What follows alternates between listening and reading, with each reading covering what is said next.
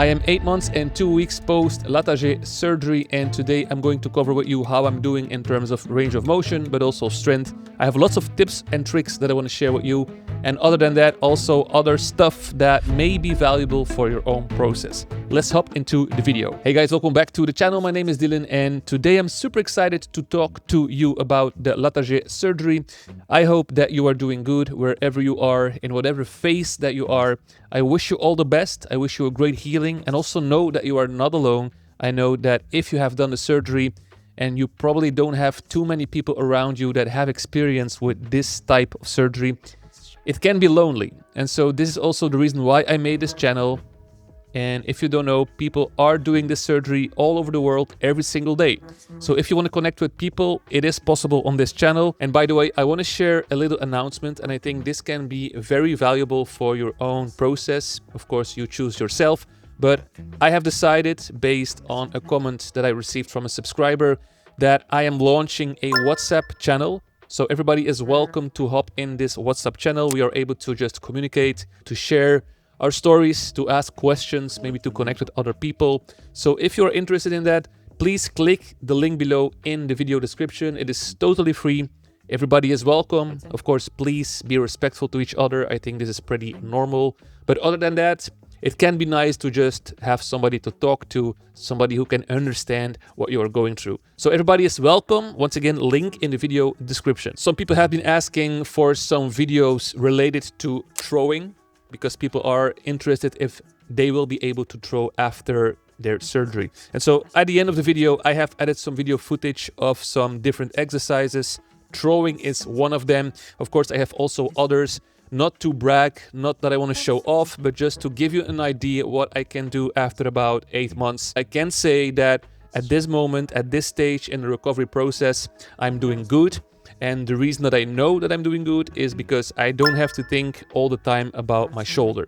And I think this is something that you have to understand. Like, the moment you stop thinking about the shoulder is, in my opinion, like the moment that you have been, I wouldn't say fully, but like pretty much recovered, right? So for example, I don't think about my shoulder when I'm doing some exercises, right? So for example, if I have to take something out of the kitchen, or if I have to take something above my head, I don't have to think about my shoulder, right? I don't have to be careful with my shoulder because I am afraid that something will happen, or like a pop out or something like that.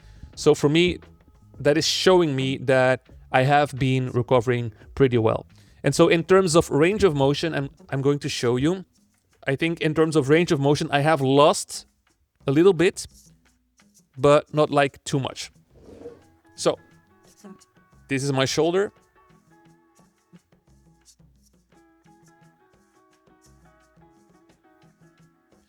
So this looks pretty good, I would say, and you will probably say like, man, this is like full range of motion, and I would agree with that. Of course, if you compare with my other arm, I'm going to show you right now.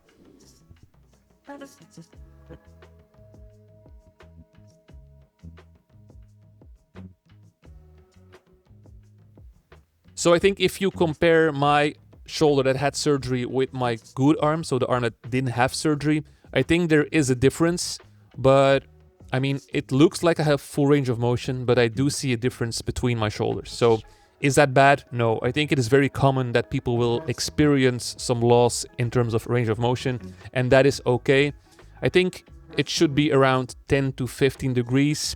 If you go above that, so like 30 degrees, then I believe, and that's also what they have told me, that there is still room to improve range of motion. Of course, it is all dependent on your arm, your age, like how the graft block has been set. I am not a doctor, and I cannot say what is best for you or what you should have. But in terms of that, I would always communicate with my surgeon, or your surgeon and your doctor, your physio, because they will give you like the right advice for your situation. Of course, also know that I think personally that it is important to check in with a physio and a surgeon before the surgery. I think you have to feel that you have some chemistry in terms of that you are able to communicate and ask questions. Because the reason that I'm saying this is some people are telling me that they have a bad feeling with their physio or a bad feeling about their surgeon. And I mean, I think, and of course, I'm in Belgium and it is different here than in other countries, but in my opinion, at least you should have the feeling that things are going to be all right with that person. And I know that some surgeons are like very, very stern and very like type of angry-ish, but that doesn't mean that they are bad, of course. I cannot decide for you, but it can be interesting to also have like second opinions, not just take like the first one that you meet. Some people have told me that they did the surgery and the physio was very conservative, very cautious, and by that they went to another physio, they got a second opinion, and then, you know, they changed from physio. And so the same with surgeons. You have some people that did the surgery and post-surgery they experience like some nerve damage or some pain, and like the surgeon is saying that they have to wait, but then they go for a second opinion, and then there are like different opinions. And I think you just have to follow whatever you are feeling. Like also related to nerve damage, for example, and you can find videos on my channel, but some people experience post-surgery like some numbness in their fingers. You know, they are not able to move their wrists or like move the fingers, and this is a sign that you possibly have nerve damage.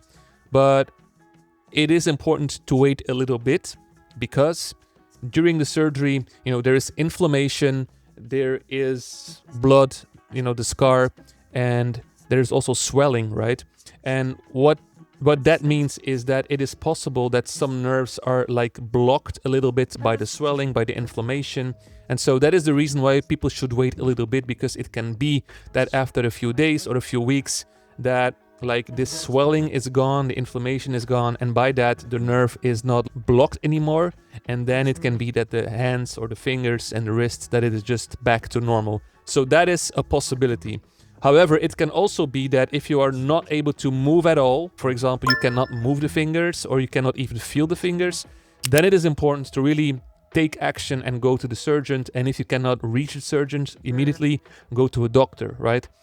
You have to feel for yourself. And of course, there is fear related to that. People are in fear, which is of course normal, but also know that it is a surgery. So if you have pain, it is normal to have pain. But if you have like pain, like excruciating, like it is so painful that you cannot do a thing and not like that you always have to think about it, then just take action and go to a doctor. Because I don't see a reason why you should not be able to go to a doctor a little bit more. So long story short, feel for yourself, know that it is possible that some things happen and that it will go away in a few days or a few weeks. But there is nothing wrong by just speaking to people who have experience and who really know what is happening. So that will be my advice related to that. So in terms of range of motion, I have lost a few degrees, but I don't mind. I'm good. The strength also, it is improving. I think there's still a little less strength in the shoulder that had surgery, but that's okay too. I mean, I don't need like all my power to do just normal things, right? What I do experience is in certain angles, and for example, this angle when I'm shaving my head. If I'm shaving my head, it happens that I can feel that it gets tired easier, and I don't have pain, so that is good. But I can feel the scar. I wouldn't say like the bone block, but I can just feel that something is happening over there. It is not bad, it is not painful, but in certain angles, I have less power. For example, if I'm in my car and there is something on the back seat, sometimes I would grab like my bag, you know, like this movement. It is not painful, but I do feel weak in that position. So if I'm in my car and I want to take something, I just feel that this is hard. It is not painful. I can do it, but it is not easy. So it is different compared to my other arm. So in certain angles, it is harder, but I'm not really bothered by that. So that is for me good. Some people have been asking if I knew something about early arthritis post-surgery. So I will put it on the screen. Some people think that by doing the surgery that there is a bigger chance that you have like this early arthritis. And what I found is that by the surgery itself, there is not like a bigger risk of having early arthritis. It is all dependent on what happened before the surgery. So how many dislocations, in what angles, how long. This is going to affect a possibility of early arthritis, but it is like a low chance. And if the bone block have been placed in a good position, then this will reduce the risk of early arthritis. So that is also something positive. The next thing that I want to cover is like some tips and tricks that I would give myself before the surgery. And of course, you can find lots of tips and tricks on the internet, but also on my channel. But for me, like the main ones, like the top 3 or top 5, like the first one would be Prehab, pre-rehabilitation. And if you are doing sports before the surgery, please don't quit. Keep doing the sports until you have the surgery. And if you're not into sports, maybe do some sports before the surgery. Go for some walks, do some swimming, go to the gym. Whatever it is that you like to do it, because this is going to put your body in a kind of a state, and this will help your body to heal faster post-surgery. So you can do some research on that, because I think it is important to really understand this principle, that it is important to train your body pre-surgery, and it is going to affect your body post-surgery. Because I think for myself, if I look back, this is something that I could feel, that it helped me. So Prehab, very important. Second of all, do some walking post-surgery. And walking is very important because this is helping your body to move. It is helping your body to release stress. So that is like a mental thing for you. But next to that is also important to like stimulate the blood flow, because this is also going to help your body to heal better and faster. So this is something that I would definitely recommend myself before the surgery. Then sleeping position. I think it is very important to spend some time thinking about the sleeping position. And of course, you can only try it when you have done the surgery, but it is important to already like put some thought in that. For me, I did not sleep in my bed for the first 2 weeks. I did try it, but I always experienced some pain and swollenness. And I made a video about that. You can find it here somewhere above. For me, I had this swollenness because there was lots of fluid in the body, And when I was flat on my back, the fluid would not be able to get out of that arm. And by that, it started to hurt. So for me, it was super nice to sit in my sofa, and this is an electric sofa, so I was able to put it in different positions. And so I think it can be important for you to just think how you will arrange that. And I am planning to make a video to give you some tips and tricks on that as well. But I mean, just be aware of it, that the sleeping may be a struggle. It will not be for everybody, but it can be for some. And by the way, I also want to refer to the podcast that I have been doing in the past. For example, the one with my physiotherapist. He is a very smart guy. It is interesting to just listen to what he has to say about the surgery. And of course, the other podcast, I would recommend to watch them if you have time. If I had a surgery, or if I was planning to do the surgery, I would have watched those podcasts, because I think it is interesting to just learn, or at least hear what people have to say about their own surgery. And next to that, there are some tips and tricks that I didn't even know. Like this young guy, he's 18 years old, he's a kickboxer. I think he has an interesting process as well, because 18 years is pretty young for the Latarjet surgery. He was speaking about the fact that he did like some massage therapy post-surgery, and by doing that his range of motion really like increased.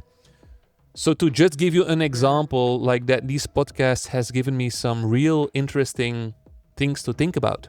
So if you have time, please check them out. You can find them on my channel. I will link them here somewhere above.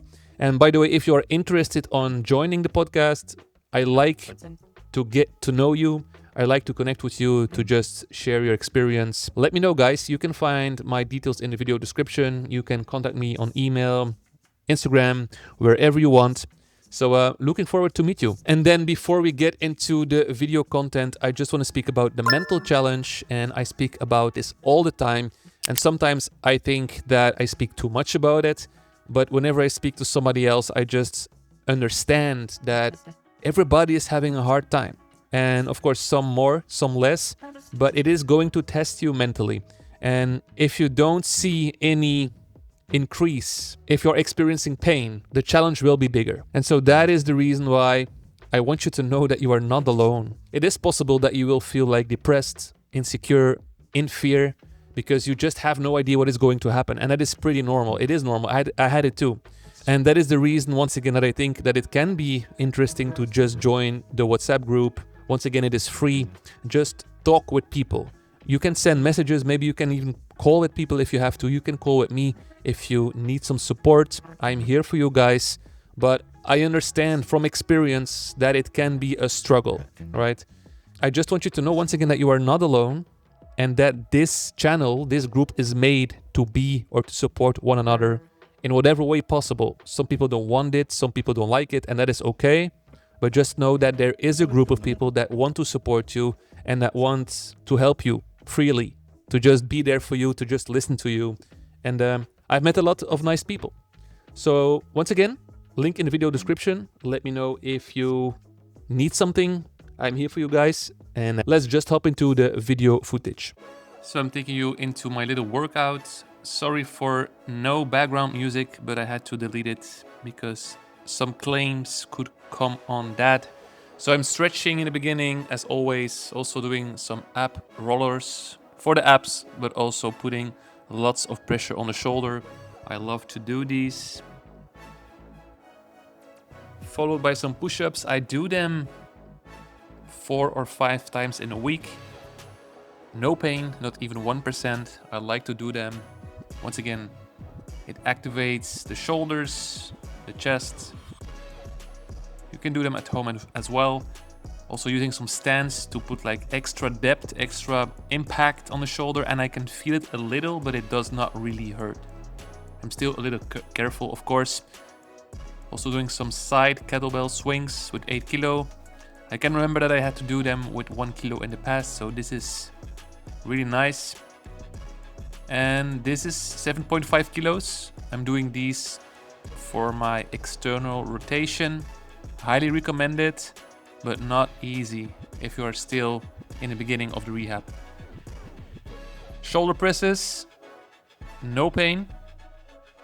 It feels very smooth, very stable, very strong. Really happy with the results. And then here I'm doing normal pull-ups with the hand palms to the front. Zero pain. Then chin-ups with the hand palms to the back, to myself. I thought this hurt it, but it did not hurt at all. Then before going into the throwing part, I did some workouts, doing some bike session, some devil presses, also impacting the shoulders, no pain. Using a medicine ball to do some ab crunches. It does not hurt. Of course, if I have to keep the ball above my head for a minute, I would feel it in my shoulder because it gets tired easily. And then before we get into the throwing part, just some more rowing, which I love to do. And then the throwing part, I did not feel any pain. Of course, I'm not a professional into throwing or something, but I feel for myself that I really could go all in. I really had, I could do it without any pain. I could give my all to it. And I think this is something very important for people who are into sports throwing a ball. So thank you for watching, guys. See you soon.